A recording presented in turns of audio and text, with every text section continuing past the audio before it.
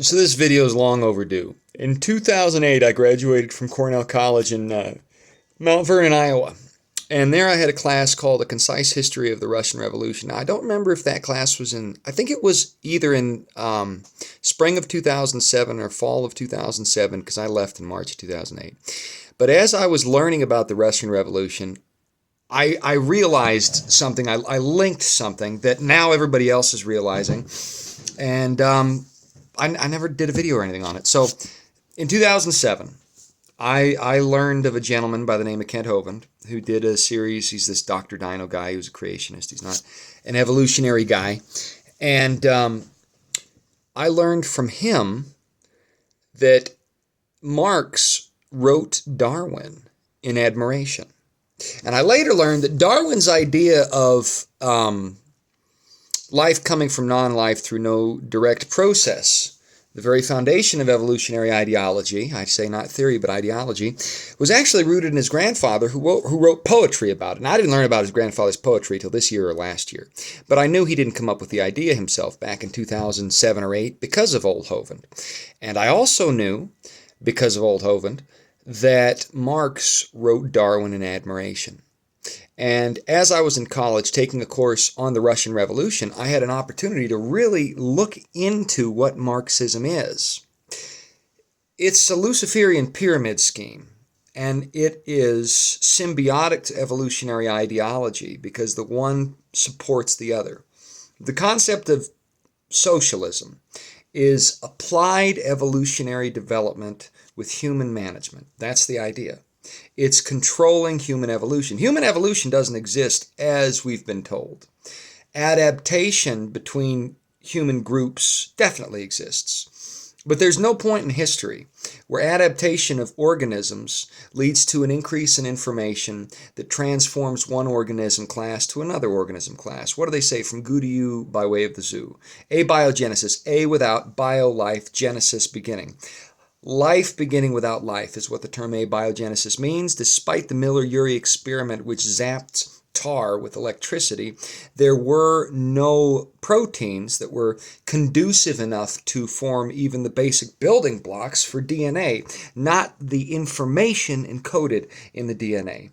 It's like if you zapped a keyboard and got a bunch of numbers, but none of them were ones or zeros, so you couldn't code in binary. You got maybe 1 1 and 1 0 and 1,000 other numbers that were neither a 1 and a 0. That's what happened with the Miller-Urey experiment. So the idea of life arising from non-life and passing through different classes of organisms over deep billions of year time to develop into the class of biology that we have in 2025 is a fiction based on ideology, which is itself a religious interpretation of a perspective.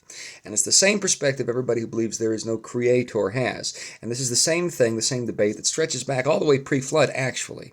To quote Tucker Carlson, he always likes to say, actually, his favorite adverb. But the idea, and C.S. Lewis reinforces this, that the things we see in reality arose from no design or direction, and the idea that the reality we see was created. Those have always been the two main perspectives on the world we're in. And over the aeons, they've expressed themselves in different ways. You can actually, and I found this out when I looked into Darwin's grandfather's poetry, you can actually find the evolutionary ideology stretching back to ancient Greece, ancient Rome, 200, 300, 400 AD. He didn't come up with the idea. He popularized it and put a vocabulary on it that made it conducive to industrial modernists. That's all he did. And he did it in a big old fat book, which was imparsible, not impossible, unable for the common man to parse, well, for the common man.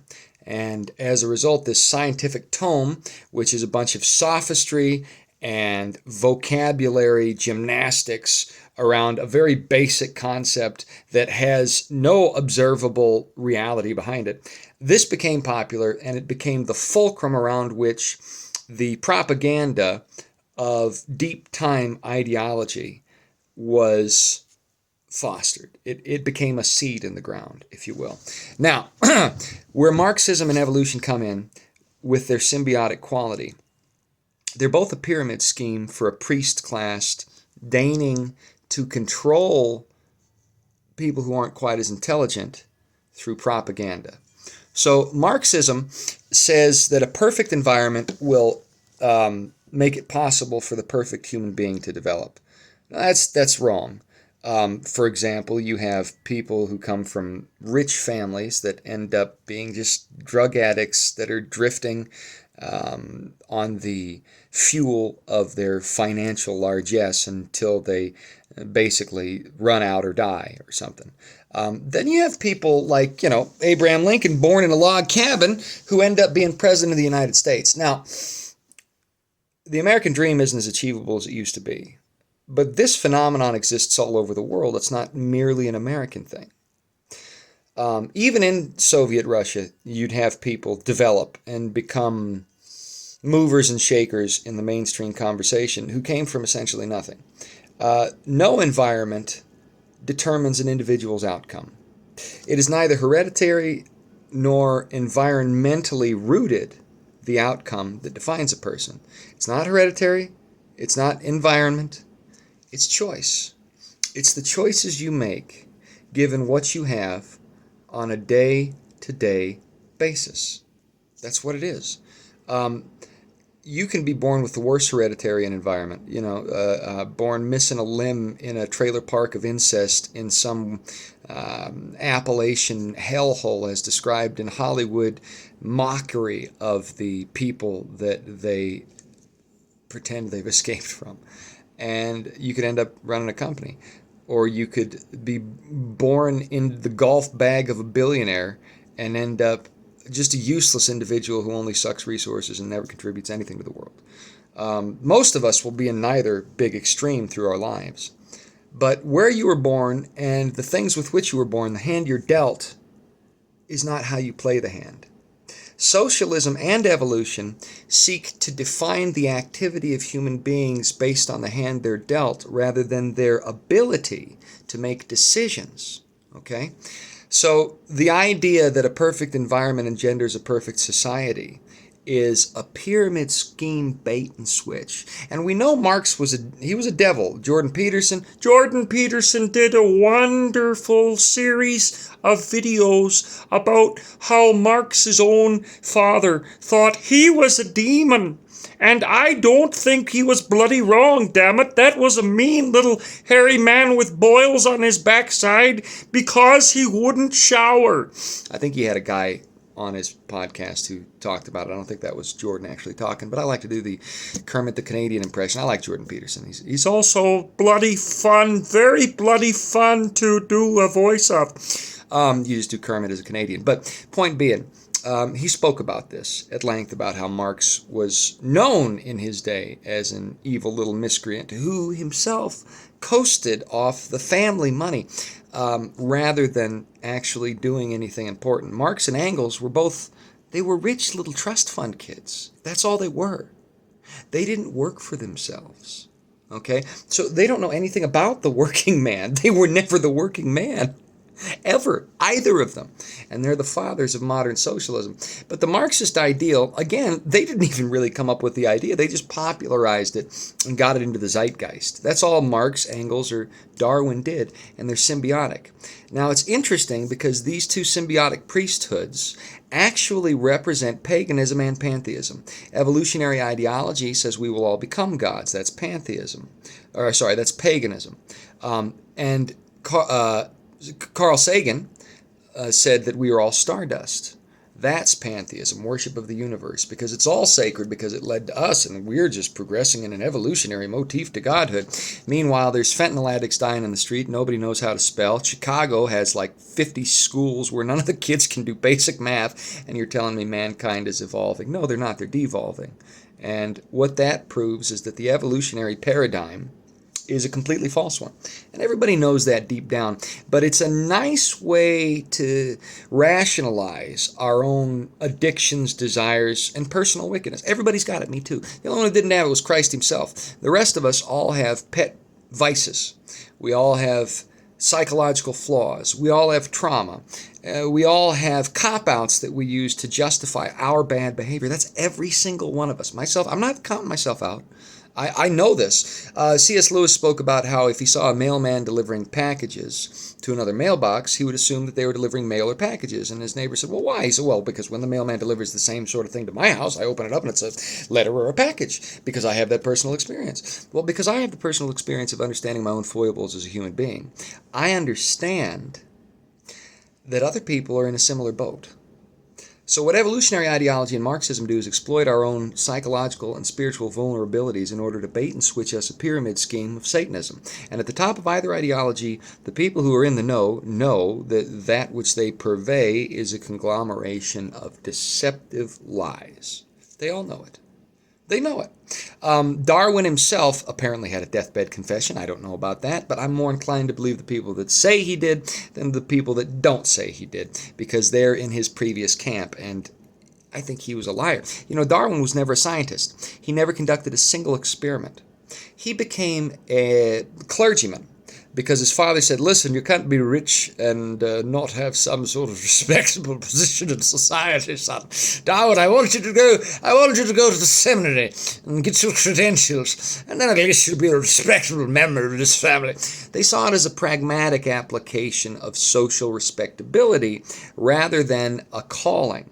George MacDonald, the Scottish writer who inspired C.S. Lewis, contemporary with Mark Twain, who actually knew Mark Twain, Samuel Clemens is Mark Twain's real name.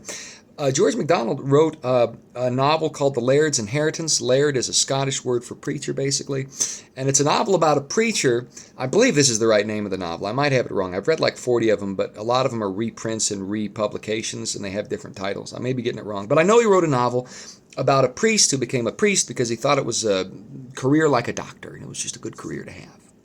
And the whole novel's about why that's the worst thing you can do. You can't be in the clergy if you're not called to it, and Darwin's a prime example of that, and I wonder if that led into MacDonald's interpretation of that. But if you read MacDonald, you'll see that he also got caught up in the zeitgeist of the deep time kerfuffle. So I don't know if he believed that or not. But what I do know is Darwin is a case in point of the argument MacDonald was making, and that case in point is this. Getting involved in the ministry as a means of being socially respectable is exactly the wrong reason to do it. Nobody should do that. That's not God moving through you. It's actually most likely the infernal spiritual forces against which those who love good and beauty are contending. So Darwin was a false priest who was not a scientist, who wrote a big old book without a single experiment based on his own biased observations, which were themselves rooted in a family tradition all the way back to his grandfather. And his grandfather's ideals stretch all the way back to the ancient world, where the idea that reality developed spontaneously for no specific known reason was also entertained, and always has been. Again, C.S. Lewis wrote about that. So when you get back to the 1800s industrialization, Nietzsche's writing about how God is dead because industrialization kicked him out of society, forcing people into a reliance on social norms and a faith in government over God and kings, etc. And it's understandable why that happened. A lot of bad actors got into the previous positions of power and misused it, and that set the stage for industrialism to take over. And it set the stage for Marxism and Darwinism, which basically flowered up like dandelions and crapweeds at the same time out of the garden to take over the entire plot of land. Darwin was written a letter by Marx, who had admired what he did. So socialism and Darwinism are in fact symbiotic in our modern world and arose at around the same time. The idea that evolution develops mankind into different classes of organisms over epochs, eras, or millions of years, and the idea that that mechanism can be controlled through a socialist application of environmental management, those things need one another to exist. So modern Marxist socialism rests on Darwinism as an explanation for the universe without a deity, because Marx thought that evolution was the opiate of the masses. I wish I could have found that old notebook where I wrote this down so I could read it out to you exactly. If I do find it, I'll do another video. Anyway, Marx wrote that religion's the opiate of the masses. Darwin really didn't like anything about theological interpretation of reality. He just had to go there, and he resented that he had to do this. So both of them, in essence, were developing their ideological framework as a middle finger to the upbringing the social culture that they were familiar with as young men. They were basically rebellious teenagers who never grew out of it. And you'll notice that there's a lot of rebels today who have a lot of deep vocabulary enhancements, which have nothing to do with what they're talking about. They're basically trying to obfuscate. They're trying to hide what they mean in big words so you don't know. I did that all with one syllable words. So when you hear something like a persecuted non-binary class, that just means there are perverts who are getting called out. That's all it means. But they're using that. And this is the same thing Darwin and Marx did. And of course, such sexually perverse ideologies are hand in glove with Marxism and Darwinism.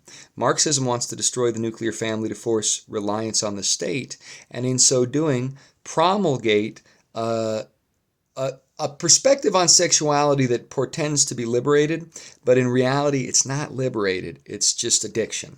Turning sex into an addiction is a Marxist core value. And Darwin's similar. The survival of the fittest. Only the strong survive, the males that can mate the most. And you'll see that both of these ideologies act as rational excuses for personal wickedness. I'm not a pervert. I'm just liberated sexually. I'm not cheating on my spouse. I'm just a dominant male. The Andrew Tate perspective. Listen, I like what he's done in some perspectives, but I don't like the adulterous promiscuity. These ideas are intended to weaken you because you can't really handle it. You can't really handle blowing your butt out and getting AIDS. That's going to kill you. You can't really handle stringing along half a dozen to a dozen women at once. You can't. Most men can't handle one woman if they're alpha males and they're doing a good job. To have secret families and that sort of thing, it's ridiculous. But when you have an ideological framework endorsed by a government body which says this is okay for you to do, all of a sudden you have a concrete rationale on which to base your bad activity. And be dishonest not only with society, but with yourself. And as you do that, you get caught into addictions like excessive use of substances. I don't necessarily think all substances are bad. I think it's like sugar. Some people can't handle their sugar. I don't think God made sugar as a stumbling block to give people diabetes. I think modernization, saturation of food products with things like sugar and corn syrup that are processed beyond any sort of health or nutritional benefit, promulgating these things in advertisement and through deals with schools and colleges to get particular sweets and particular vending machines or to sell particular foods during cafeteria hour. All those things are contributing to where we're at. But basically, it's an issue of self-control. And when you're out of balance, it's hard to have self-control. So when you're in the middle of a divorce or you're in the middle of an argument with a spouse or somebody, you're more likely to drink, you're more likely to binge food, you're more likely to do drugs outside of any sort of beneficial or balanced purpose, but just to numb your brain and the pain you feel. And people in Marxist and Darwinian circles who are trying to run the government and ultimately put us in a globalist state where they really can control the evolution. There is no such thing, but this is what they're seeking to control. Those people want you to be depressed. They want you to be isolated. They want you to be emotionally unstable to the point where if you don't regularly partake of the vices that you have decided are your personal favorites, you lose your mind. The fact is, nobody will lose their mind if they don't get the vices they want. And all of us have vices we like. That's how it is. What Marxism does is it consistently puts you in situations where you're going to screw yourself into addiction by giving you rationale to follow through on activity that everybody knows is going to hurt you and have known for all of human history. And the reason they do that is because then they provide the solution through the government. Oh, you had a child out of wedlock because you got drunk at a bar and the guy left you. Well, now here's this money from the government to help you out. You shouldn't have been banging some rando at the bar. And then you get knocked up. Great, you had the baby. Good for you. That's really good for you. Wonderful, because so many people can just murder their child and have no consequences. it's still not the government's responsibility to take care of you. My taxes shouldn't take care of your bad decision. And your taxes shouldn't take care of my bad decisions because I make bad decisions. That's just human nature. The government wants you to make bad decisions so that you're dependent on things like welfare, so that without the government's assistance, you cannot live independent. In fact, you're not really living independent with the government's assistance. That's all just an illusion to keep you caught in a debt employment cycle that forces you to do menial labor until you die, while the beneficiaries of your labor enrich themselves, take away the rights of you and others around you, and consolidate control to a single body that will soon have the whole world in its grip. That's the end game here. So evolutionary ideology and Marxism are frameworks of control and propaganda that undergird society, with the ultimate end being a global takeover. Now think about this. No small-town government is purely competent. Even the smallest town, where everybody knows everybody, has a government that delays things, requires more studies into projects that don't need them but are expensive, and the list goes on. Ultimately, they're incompetent. Imagine that incompetence at a global level.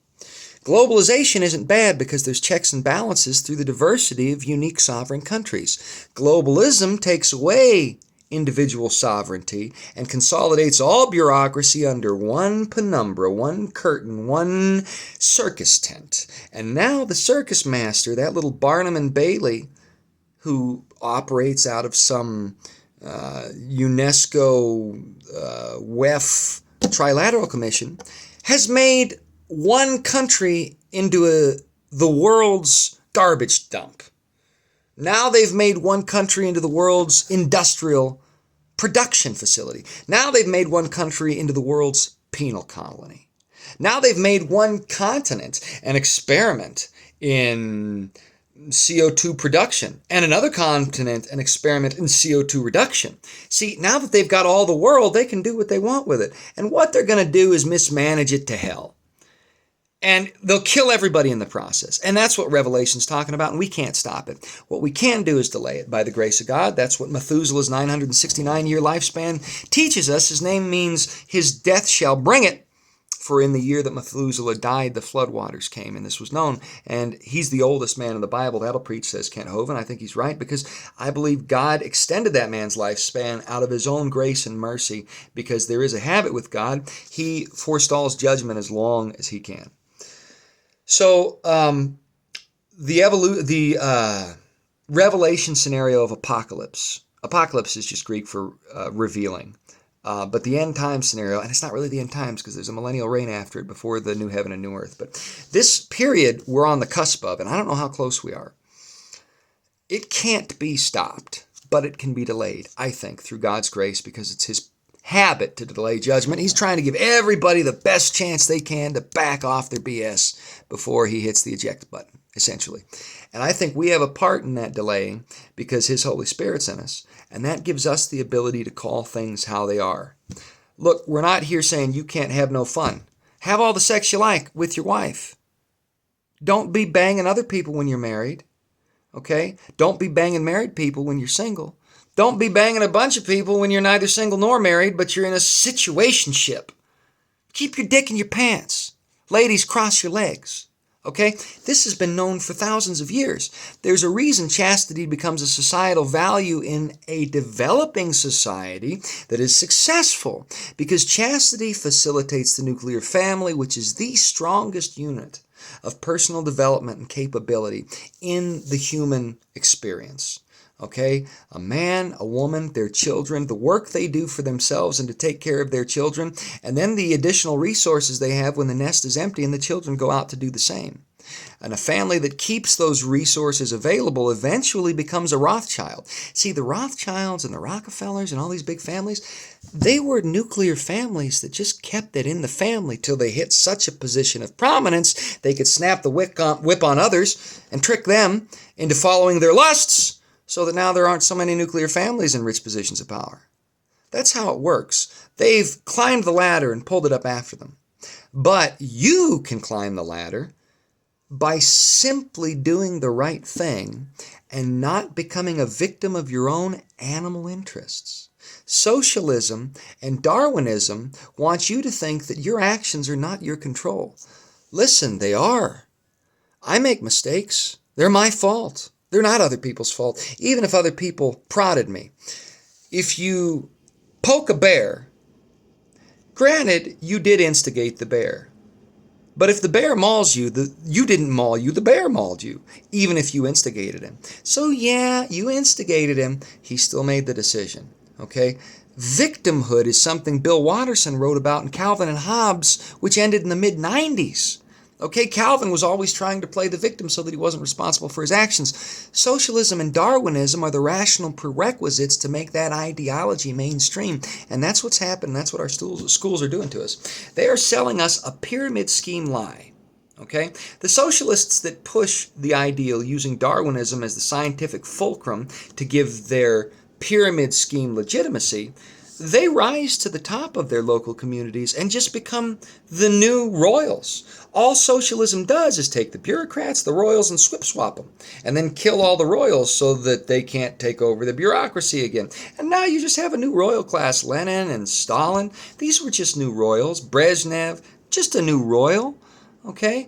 Old wine-stained forehead, I can't remember his name, Gorbachev, just a new royal.